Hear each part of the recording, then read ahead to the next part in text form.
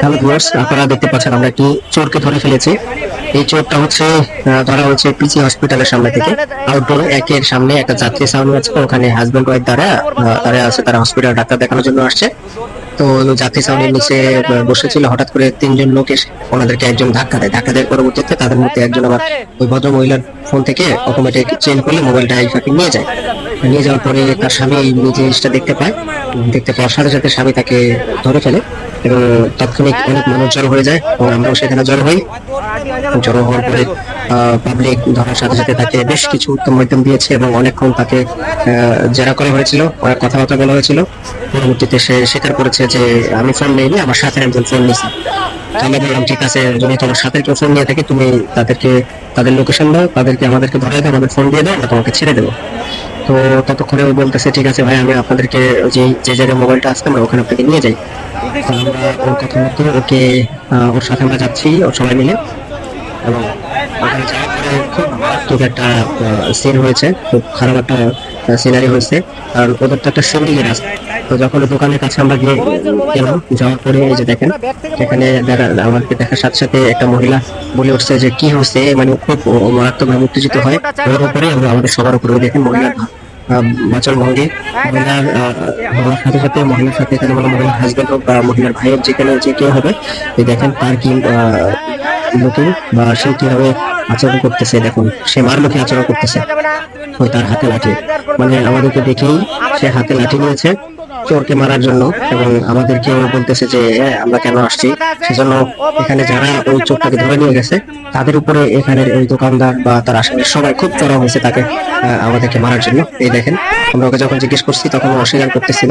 তো এর ভিতরে আবার জনগণ ওকে ধরে বেশ কয়েকটা দেওয়ার চেষ্টা করছে বা দিছে। এই দেখেন এই যে ব্যাগওয়ালা ব্যক্তিটা, ও আবার কি করলো, ও ভেতরে ঢুকে যাবে এখন। এই দেখেন ও ভেতরে ঢুকে গেল, ভেতর থেকে ঢুকে রক, তারপরে বাঁশ, লাঠি এগুলো নিয়ে আসছে এই লোকগুলোকে মারার জন্য, বা হচ্ছে যারা এই চোরকে ধরে নিয়ে আসছে তাদেরকে মারার জন্য। দেখতে থাকুন কি ধরনের মারাত্মক একটা সিন হবে, খুবই ভয়ানক একটা সিন হবে। দেখলে আপনারা অবাক হয়ে যাবেন। আমরা কিন্তু চোরটাকে ধরিনি, চোরটাকে আমরা ধরে ওকে আমরা জিজ্ঞাসাবাদ করতেছিলাম যে কেন এটা করিস, বাকি আমরা পরামর্শ দিচ্ছিলাম। ততক্ষণে কি হচ্ছে দেখেন, ওই ছেলেটা এই যে ভেতর থেকে রক নিয়ে আসছে, লাঠি নিয়ে আসছে, বাঁশ নিয়ে আসছে এবং আমি ভিডিও করতেছিলাম, আমাকেও বলতেছিল আমি নাকি মেরেছি। আমি বললাম আমি মারবো কেন, আমার হাতে তো ফোন ছিল। এই দেখেন এই যে এই মাইক, মানে এই মাইকটা যদি মাথায় রাখতো তাহলে ওরকম যে ছেলেটা মারার পথে আর কি।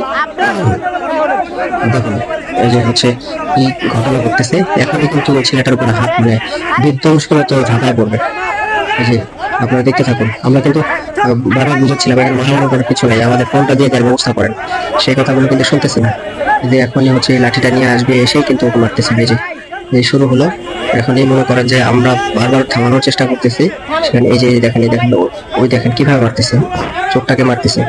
এবং আমরা যারা সাথে ছিলাম, আমাদের কিছু যারা ওই চোরের সাথে ছিল, মানে চোরকে ধরে রাখছে, যারা এখানে নিয়ে আসছে তাদের উপরে কিন্তু এরা চড়াও হয়, বলতেছে যে জনগণ সহ এরা মারবে।